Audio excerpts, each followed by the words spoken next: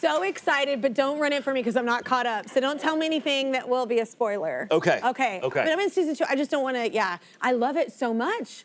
Did you realize when you first signed on for the Pitt how successful this was going to be? I mean, so many people love it. Yeah, no idea. This is my first TV show, so I had really no. Wow, this is your first TV show? Yeah. I had done one episode of Law and Order, and then the Pitt. So I had like no point of reference for how this was supposed to feel.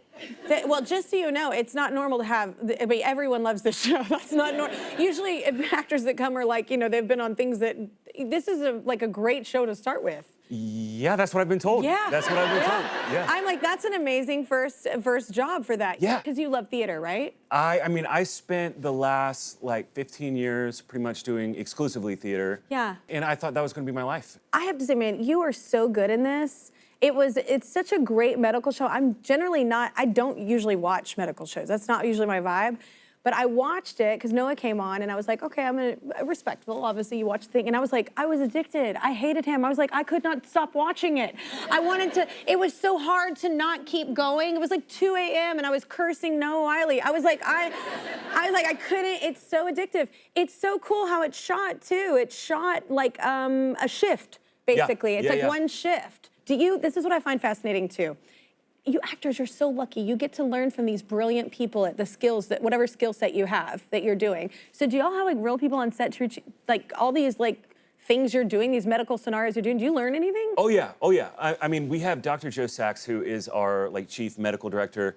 He is a practicing ER physician. He was also one of the head writers on our show as well as on ER. Yeah. And so he has been double dipping in actual healthcare work and television work for a very, very long time. And we got a whole team of people that make sure that everything that we do is as authentic as possible.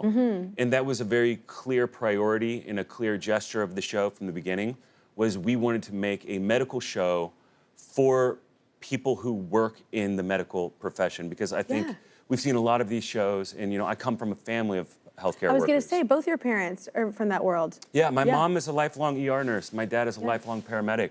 And so it did not occur to me until really this show came along, just like how much they kept from me in order to be present for me as parents. And that sort of compartmentalization was something that was definitely my way into the show and into the character. And you know, to this day, some of the most moving messages that I get messages from partners of people that work in emergency rooms across the country. And they'll reach out and they'll write me a message like, hey, I just want to say thank you so much because this show has given me an insight into... It opens our eyes to what's actually going on, yeah.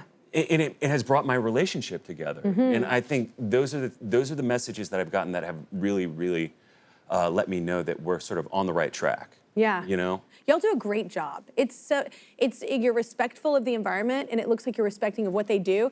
And it's also great storytelling and how it's done, like in one season. It's really brilliant. Before we go though, you're in Broadway, right? So it's Becky Shaw, is it? What's it about?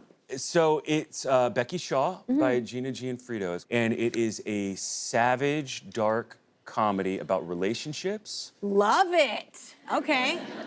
It's a classic comedy setup of blind date. 4 strangers walk in and their lives are forever changed.